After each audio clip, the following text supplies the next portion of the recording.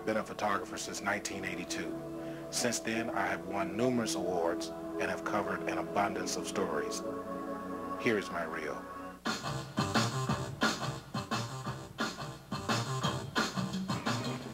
To do is set a new standard for the judicial races.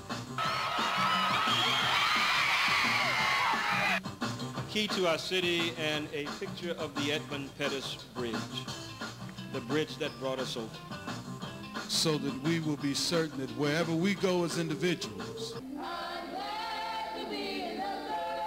beyond the bridge, there are new South challenges. It's very important to be strong and remember what your history is. Hitting us with nightsticks, bullwhips, shrimping us with horses, and releasing the tear gas. And the rest is history. To change America for the better forever. The Pettus Bridge, where John Lewis and he were beaten, to Florida, where thousands of us were beaten without a blow being shown, but the results being the same. We owe it to Hosea and others to keep this movement alive and to keep this tradition going. For the right to vote in this great democracy. But the king was not beaten on this bridge. Hosea was beaten on this bridge. John Lewis was beaten on this bridge. Mrs. Foster faced the heat on this bridge. The word help and the word suffering was just out of style.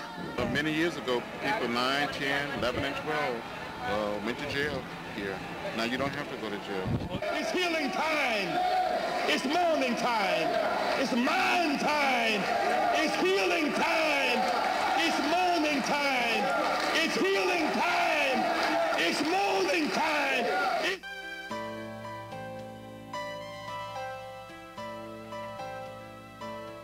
Good morning, and thank you for joining us for this special presentation, Beneath the Rubble, Birmingham Voices Then and Now. I'm Melina Wells.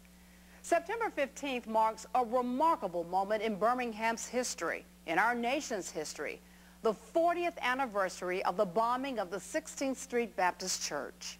The date was Sunday, September 15th, 1963, a date that transformed this city into the infamous place known as Birmingham. 10:22 a.m., a deadly explosion erupted beneath the church stairwell, set off by a bomb planted with the seeds of hate. That moment exposed the brutal face of racism spreading throughout the South in the 1960s. There were many victims, but none like those 4 precious little girls. 14-year-olds Carol Robertson, Addie Mae Collins, Cynthia Wesley, and 11-year-old Denise McNair.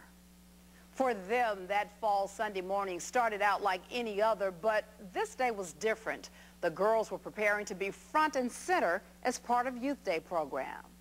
But Cynthia, Carol, Denise, and Addie never made it out of the basement. Just minutes before they were to come upstairs, the bomb went off. We go back in time with 2 people who were there that day, 1 adult, and 1 childhood friend who was in the bathroom with them when they died.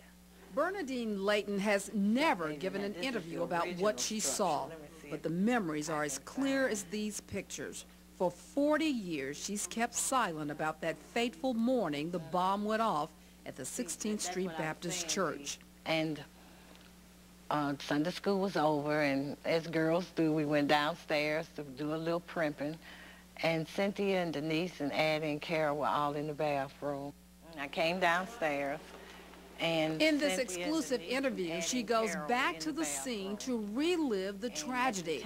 What most people don't know is Bernadine was the last person to see the 4 girls alive. This part was the dressing room of the bathroom, and I had my feet like this. 1 foot was outside, and this foot was sort of inside the dressing room. And I said, told Cynthia and them to come on downstairs, come on, let's go upstairs so we won't be late. And that's when she was looking in the mirror, and she said, okay, Auntie, let me push my hair up 1 more time. And I said, hard-headed children don't live half their days. That's when the bomb went off. Miss Layton says people began screaming and running. I heard Miss Young say, "Good God, Bernadine, they bombed the church." And I turned to see her, and then I turned back, and Cynthia's head was gone. For the first time, we sat down with Chris and Maxine McNair to talk about the horror of that Sunday and their efforts to keep their daughter's memory alive. These are her first steps. So this is Christmas Eve, as she said. And if you notice how dirty these pants are, because she's quit crawling that day, and I'm making pictures until that day. They had been bombing a lot, but nobody had ever been killed in the bombing. Some people had been hurt maybe, but nobody had ever been killed, and that was just fortunate. That's the brick that was in the head. I had a very good friend who worked at Davenport and Harris, and he gave it to my mother, and my mother, years and years later, gave it to me. Someone said, "There's a bomb," and my first words were, "My baby."